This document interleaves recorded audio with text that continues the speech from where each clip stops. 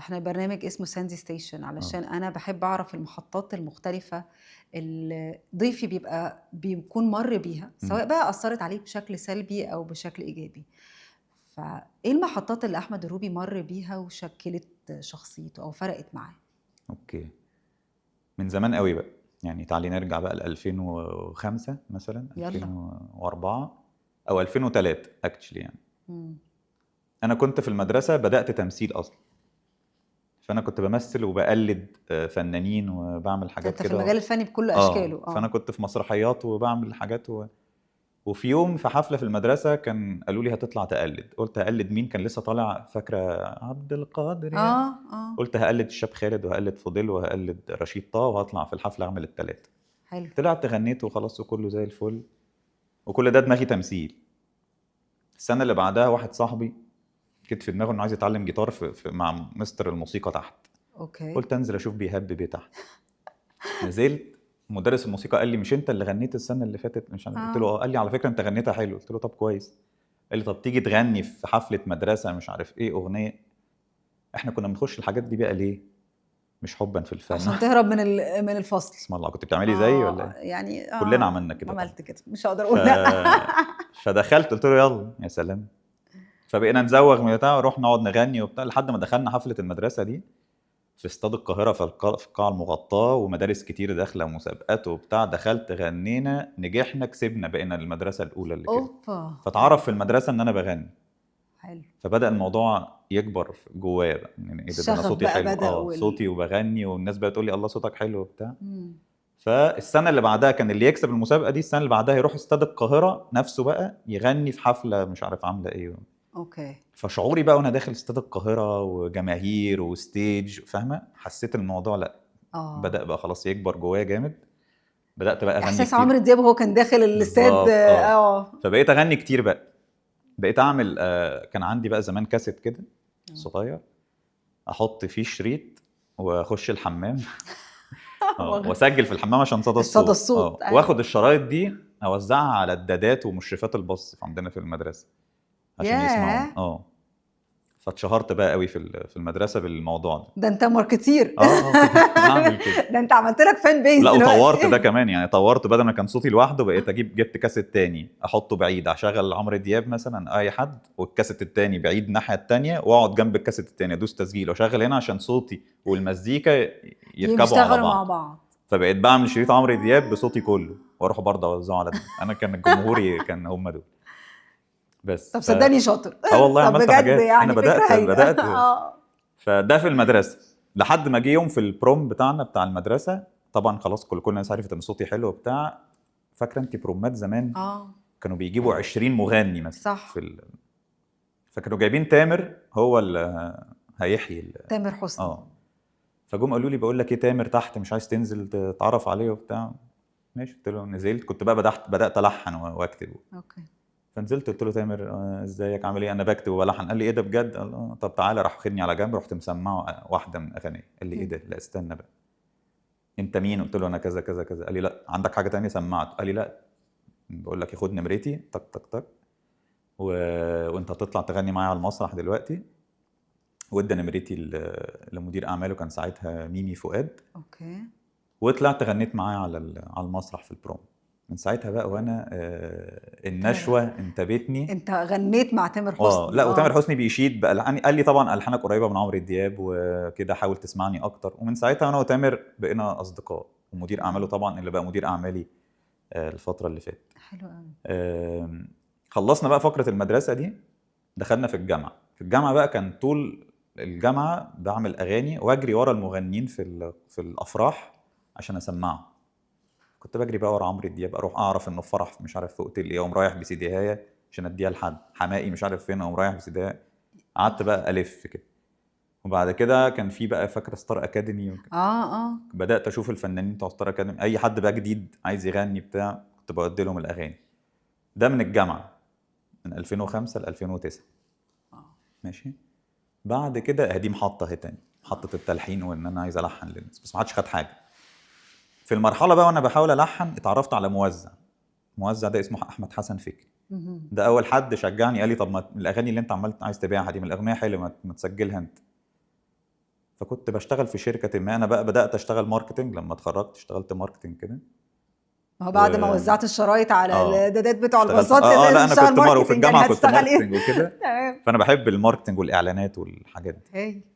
فقال لي ما تغني انت الاغاني اللي انت. فكنت شغال في شركه، وساعتها مش هكدب على الناس يعني بصراحه انا اترفدت من الشركه.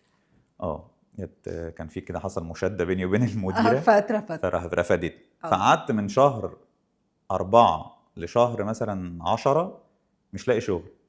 اوف. بس ف انت مش ماشي باستقالة كمان، انت ما عندكش مرفوض حتى بقى، جواب لا ولسه متخرج اللي هو اول ريكومنديشن حاجه. ليتر مثلا ولا ف حاجة؟ لما اترفدت بقى قعدت مع الموزع ده، قال لي طب ما تغني انت الاغنيه طالما. قلت له طب انا فاضي دلوقتي ما فيش شغل، تعال نجرب.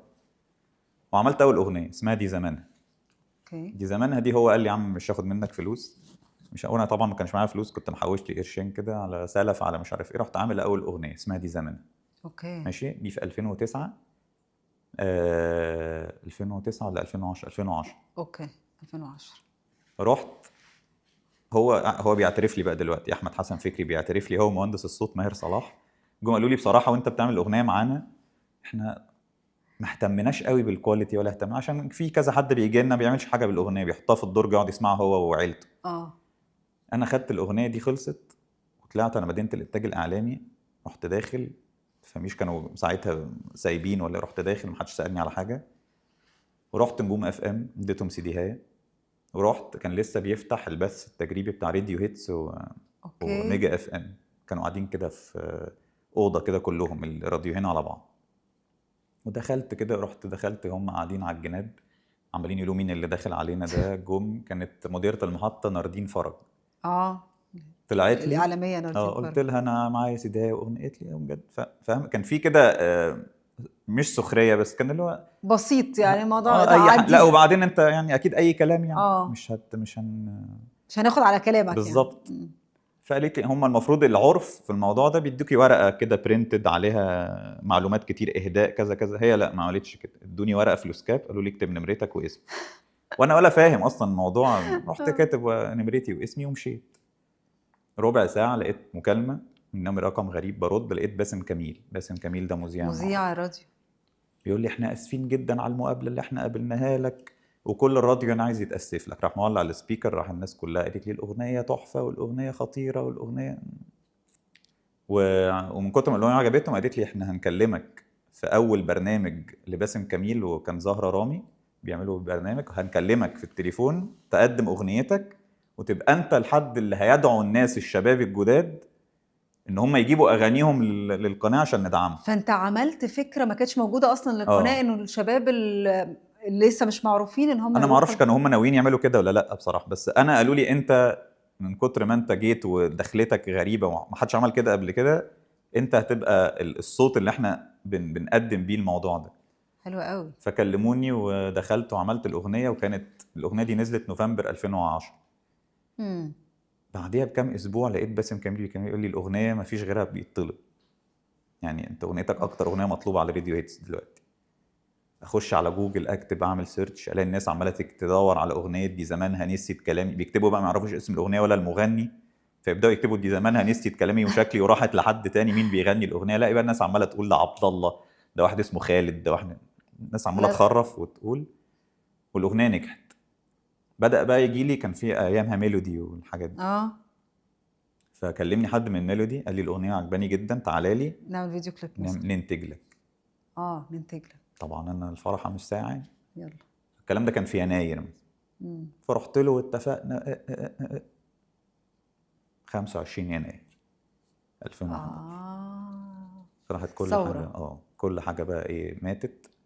وظهر مع الموجه دي اللي هي الاندر جراوند. اوكي. بقى كايروكي طلعوا مسار صح. اجباري، ووسط كان بقى في كده ناس كتير طلعت في الحته دي. امم. فبدات الاغاني اللي انا بعملها من زمان ومتربي عليها ومترسخه جوايا ما مش بتاكل دلوقتي يعني مش ايوه، وقتها. الفرق الجديدة هي اللي بدأت اه تظهر. المهم فضلت اعمل اغاني يعني ما وقفتش. في 2011 عملت اوكي. اغنيتين، وكل سنه بقيت طبعا معيش فلوس فكنت بشتغل عشان اجيب فلوس عشان اصرف على الاغاني. فقعدت كتير قوي على ده، احوش اجيب فلوس اصرف على الاغنيه، احوش اجيب فلوس اصرف على الاغنيه. مفيش حاجه بتاكل، مفيش حاجه بتاكل، لحد ما جاي في 2014 او 15 كان في شركه اسمها طياره. اه الطياره دي كان اسمها دي سلطه قبلها، وانا كنت بشتغل معاهم سوشيال ميديا، فعرفوني من هنا وعارفين ان انا بغني وبتاع، وجم عملوا اغنيه اسمها هوب ايجيبشن ستايل. حلو. كانت اغنيه كده سبوف على هوب جانجنام ستايل وبتاع. اوكي. الاغنيه دي كسرت الدنيا، وانا حلو. كتبت فيها كده سطرين. كنت انا بالمناسبه دي انا كتبت فيها وغنيت فيها حته، ومن عدلي القيعي كانت هي اللي كاتبة كاتباها. الأغنية نفسها. والسنه اللي بعدها عملنا اغنيه اسمها كشمجي، كانت تريقه على هابي، اي وكانت منا انا ومنا كاتبينها برضه. لحد ما تي سلطه قررت تغير اسمها بقى طياره، وقالت عايزين نعمل الانطلاقه بتاع الطياره دي نعملها باغنيه، فعملهم اغنيه اسمها لفه، دي تشجيع السياحه في مصر. الهوبس اللي كانت على الاغنيه دي جوايا كانت اكبر بكتير من الامباكت اللي عملته، الفيدباك اللي وصل. فجابت لي اكتئاب. دخلت في اكتئاب بقى ساعتها، وقعدت بقى 2015 16 17 بشتغل، مش بعمل اغاني قوي. 2018 عملت اغنيه مع طياره اسمها سنه بنودعها. دي كانت بنلم احداث السنه كلها وبنعملها في اغنيه. اوكي. الاغنيه دي كسرت الدنيا، فبدأ شويه يبقى فيه روح. رجعت لي بقى تاني طب ما الروح. تغني لي الاغنيه دي. كانت بتقول، كانت على لحن بيلا تشاو، كانت بتقول سنه بنودعها وهننسى وجعها، وبأعلى صوت نقول باي باي، نقول باي باي باي باي، سنة طويلة وأحداثها كتيرة ووراها نكسر قول. بعد كده بقى بنقعد نتريق مشهورة قوي يعني. يعني عملت شغل ساعتها. بعدها بسنة عملت أغنية إعلان لعسيلي ومصطفى حجاج. نزل، وبعدها بكام شهر عملنا سقف. السقفة دي كانت سقفة بقى دي ستيشن لوحدها. هي دي بقى اللي رجعت لي الامل، لان انا الناس كلها كانت عارفه الاغاني بس مش عارفه مين بيغني.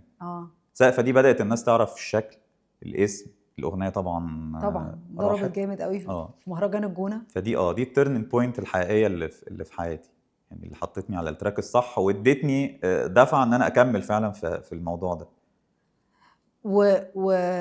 وانت كملت بعدها؟ انا كملت بس بعد سقفة ب4 شهور الكورونا جت. ما انا بصي، ما هي عيشه منيله.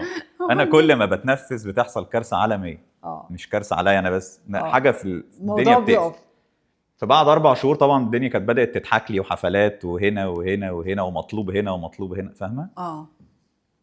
الاغنيه بترقص صح، ومحتاجه سهرات وافراح. بعد 4 شهور الكورونا جت، فكل حاجه قفلت، ولا حد بقى بيسهر ولا حد بقى بينيل. وبعد كده التيك توك بدأ يطلع. طلع معاه ايه بقى؟ طلع معاه الراب والتراب والحتة دي، وطلع معاه بنت الجيران والمهرجانات. فبقيت اللي انا بغنيه تاني مش هو اللي الناس عايزة تسمعه. قعدت بقى ادرس واشتغل. طب وايه؟ بدأت بقى رحت عامل سقف الحلاوة بعدها. كانت هايلة. بس طبعا ارقاما وانتشارا سقفة لسه هي سقفة هي نمبر 1، وهي ما اشتهرتش قوي غير ريسنتلي برضه. السنة اللي بعدها ما عملتش حاجة. السنة اللي بعدها عملت متعلق بيكي برضو، كانت مهرجان الجونة ونجحت برضو شوية. والصدفة بقى الحلوة، عايز أرجعك بس صدفة كده. السنة اللي فاتت في أغنية أنا كنت عاملها في 2018 كانتش جايبة خالص، اسمها نص حياتك. السنة اللي فاتت حد خدها عملها عمرو دياب، صوت عمرو دياب، فانتشرت، فبقت ترندنج السنة اللي فاتت. ولحد دلوقتي الأغنية دي ترند وأرقام ونيلة سود. هو على يوتيوب بصوته جايبه مليون تقريبا او مقربه على المليون، وانا عندي 80,000. يا نهار ابيض بصوته هو. فواحده يعني احنا مكملين في المشوار يعني.